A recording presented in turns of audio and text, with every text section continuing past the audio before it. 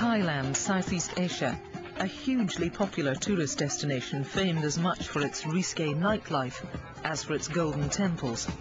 But under the cover of the overt sex industry in one town, police have uncovered the most sinister of crimes. Amongst the adult sex bars, men were buying children as young as 10 for sex. It's 5 a.m. and we're with officers from both Britain and the Royal Thai Police as they prepare to raid the houses of 4 Western suspects, 2 of them British.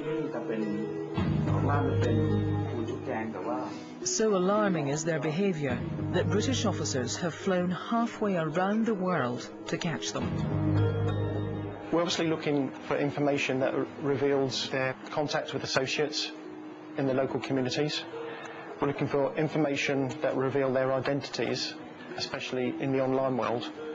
And obviously any other information that will help us be able to profile and understand their offending behaviour.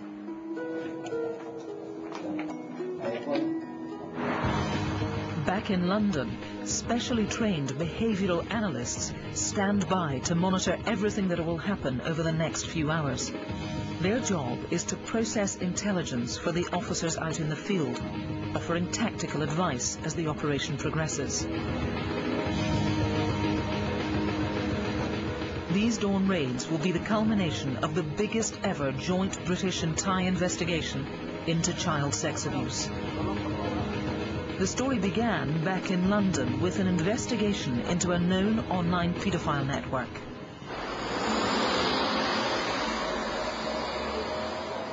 CEOP, the Child Exploitation and Online Protection Centre, is a specialist part of the police, dedicated to combating child sex offenders. The internet has changed the way that these offenders operate, and now CEOP is taking them on at their own game. Specially trained operatives work undercover, posing online as paedophiles. They monitor conversations between suspects as they discuss grooming and plot different ways of gaining access to children. We monitor and we analyse the chatter, the conversation between different paedophiles, and we pick up trends, we get information about where they're going, where they've been, and then that's one of the ways in which we can identify tactical options in which to investigate them. And very often we identify a thread of information that when you begin to pull it, takes you from one environment here in the UK to an environment many thousands of miles away. Last summer, CEOP began picking up intelligence about the availability of children to abuse in Thailand. But the subject of this chatter wasn't the red light districts of Bangkok. Instead, the information pointed towards Pattaya, a coastal town some 100 miles southeast of the capital. The belief was that several Western men, some of them British, were travelling there across the globe with the sole intention of finding those children and having sex with them. CEOP simply couldn't ignore it. Our main task, or our main objective in whatever operation we do, is the protection and safeguarding of children.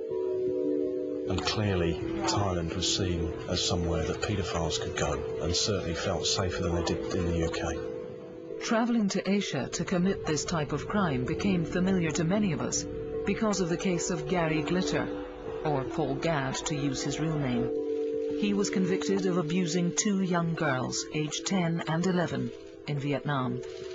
Some people said to me after Paul Gadd was arrested that the only reason the effort was gone into there was because he had some notoriety, call it celebrity, call it what you will. We don't care how famous you are. If you're going to hurt children, we will reach out and we will hold you to account.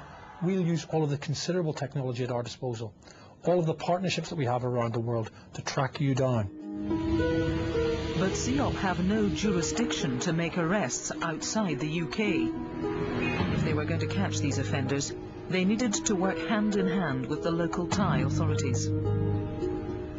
We would be working very, very hard to prevent child sex offenders coming to Thailand, and we would be very keen to exchange information with CEOP to prevent this sort of offence, not only in Thailand but worldwide. We have to stop them.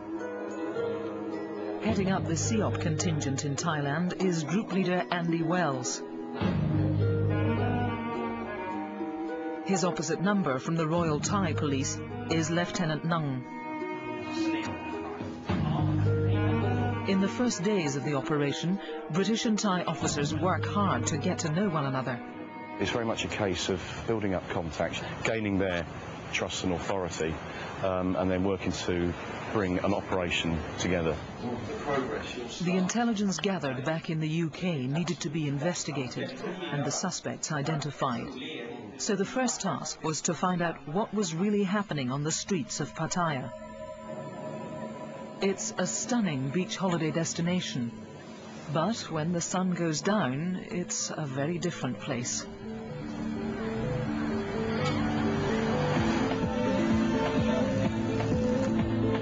The town has a thriving sex industry. Its nightlife dominated by go-go bars, lap dancing clubs and sex shows.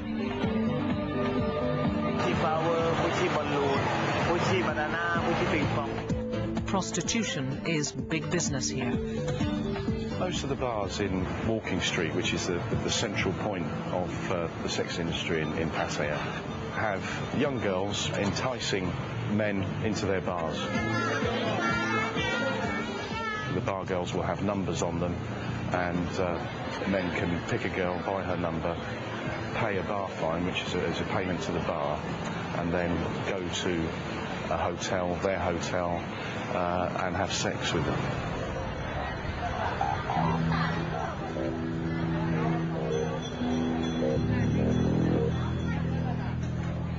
But in the back streets of Pattaya, another kind of sex trade is going on.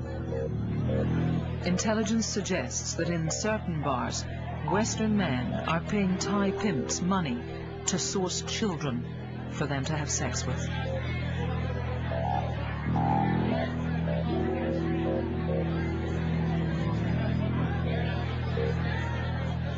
The intelligence centered on one area, the roads around Soi Suni. This is Soi Suni. Is this the main street? Yes.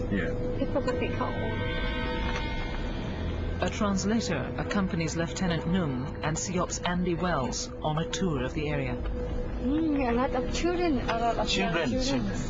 Yeah. Maybe they are abused mostly.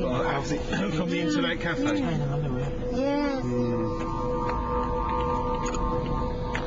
Sometimes the owner of internet shop, Yes. they will let the children play internet, use internet, and children don't have money to pay, and they will let okay, you don't have to pay, but you have to พี่กลัวแม่งกระโดด go come with เพราะว่าเวลามันบอกว่าเวลามันเจอสภาพนี้มันอยากหลุดเลยอยากหลุดไม้มาอะไร The man pay money instead of him, something like that. So the boy can go on the internet, yeah.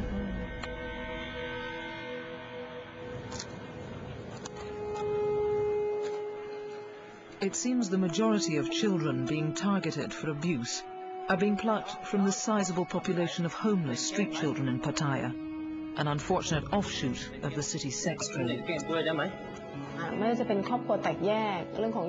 They have come from broken homes, have drug issues and are in poor health. We have two types of children. The first are poor children agreeing to sell themselves.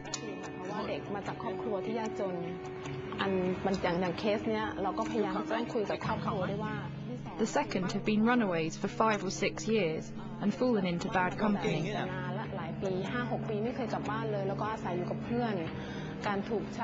And they have been led and conned into doing sexual business.